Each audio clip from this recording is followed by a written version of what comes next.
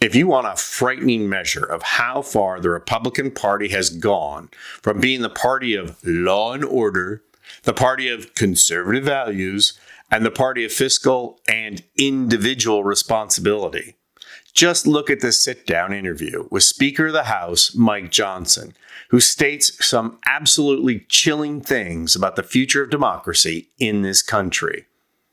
Now, Johnson could not be any further away from what party leaders and insiders were saying in 2016.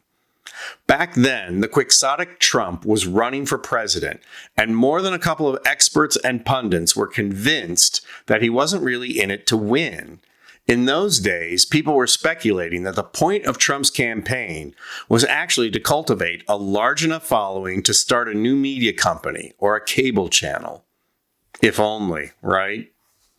In order for Trump to be able to direct that campaign following into an audience, it was crucial that he not go out as a loser. So back in 2016, Trump was in a debate with Hillary Clinton, and he refused to say if he would accept the outcome of the election. Take a look. That you will absolutely accept the result of this election. I will look at it at the time. I'm not looking at anything now. I'll look at it at the time. What I've seen is so bad.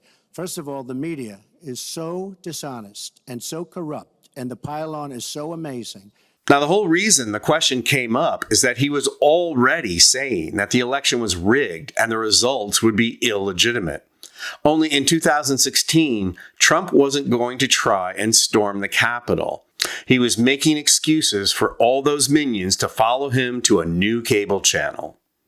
Still in all, Republican Party insiders and leaders were floored by what they saw as a huge gaffe on Trump's part. It was such a glaring mistake that Politico soon ran an article covering it. In that article, Politico reported that among GOP insiders, a majority, 72%, said they weren't comfortable with Trump's refusal to commit to supporting the election results. What a difference a couple of years makes. Trump has so eviscerated the Republican Party, so completely converted it into a cult, that now the Speaker of the House of Representatives is helping Team Trump pave the way to steal the 2024 election. Let's hear what Johnson had to say. The former Speaker, Kevin McCarthy, said that every American should accept the election results in the fall. Do you agree with that? Well, I hope so. That's the intention. I agree with the sentiment. I mean, we absolutely have to make sure that it will be a free and fair election, and I trust and hope and believe that it will be. So, yes. If it is a fair election and Biden wins, will you vote to certify the Biden victory? Of course. If it's a fair election, yes, of course. I mean, that's our responsibility. That's how our system works. And as I said, I believe in the institutions, and we have to preserve it. So, yeah. So you think Republicans generally will vote to certify a Biden win? Because there's been some question about whether there are any circumstances in which Republicans would vote that way, given that it is a near certainty that former President Trump, if defeated, will say again that there was some kind of fraud in this election. Listen, we hope that it's a just and fair and free election. There's a lot of work being done across the country in the various states to ensure that that's true. We hope there's not fraud. We hope there's not illegals voting and all the rest. And we're doing everything we can to make sure that happens. Look, Johnson's response here is a masterclass in deceitful rhetoric and reveals the game plan for the party establishment. On the one hand, the party is going to continue to use its useful idiots to talk nonstop about fraud and how the system is rigged and 2020 elections were stolen, just to keep the base stoked. Meanwhile, Johnson and other Republican leaders are going back to trying to look respectful and law-abiding. Oh, I hope so. I agree with the sentiment, Johnson replies. Really? You agree with the sentiment of free and fair elections? Well, thanks for that ringing endorsement of the system that elected you, Mr. Speaker. Over 60 court cases alleging fraud in the 2020 elections were brought to the courts throughout the country, and all but one were absolute failures. And most of them failed for a fundamental lack of evidence. We all know that the stolen election was nothing but smoke and mirrors, not to mention lies and defamation. Rudy Giuliani. And then, asked directly if he will certify a Biden election, Johnson says, of course, if it's a fair election. What if are we talking about here?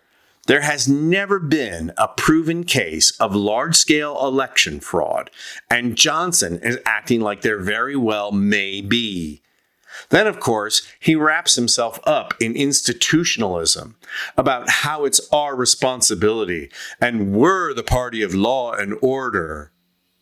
That building up of an enormously dented image, thanks in part to him traveling to Manhattan, is just preparation for what is to come. When Biden wins, right-wing media will start manufacturing conspiracy theories. I'm hoping this time they leave the Italians out. Right-wing politicians will then repeat those conspiracy theories, and then the hand-wringing by Republican leaders will begin. You can hear Johnson now. I promised to certify if we had a free and fair election, but this election has proven to be anything but a fair election. We cannot fulfill our constitutional duties in the face of an unfair election that is rife with fraud. And yeah, I feel bad handing them the script, but trust me when I say the script has already been written. He's already started. We hope that it'll be a just and fair and free election. Really? You hope that? Why would you not be certain that it's going to be? I'll tell you why. The line that follows is that there is a lot of work being done across the country. But that work is not about ensuring election integrity.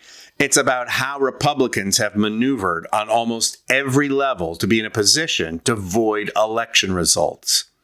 It's only June, and Johnson is paving the way for that to happen. America needs to start fighting this Republican job right now. Legacy media needs to start pushing back on this front now. They need to continually ask these forgers about where and when our election integrity became corrupted, demanding the facts. Meanwhile, Democrats need to start fighting back now as well. We need to fight for every precinct in every congressional district in every state.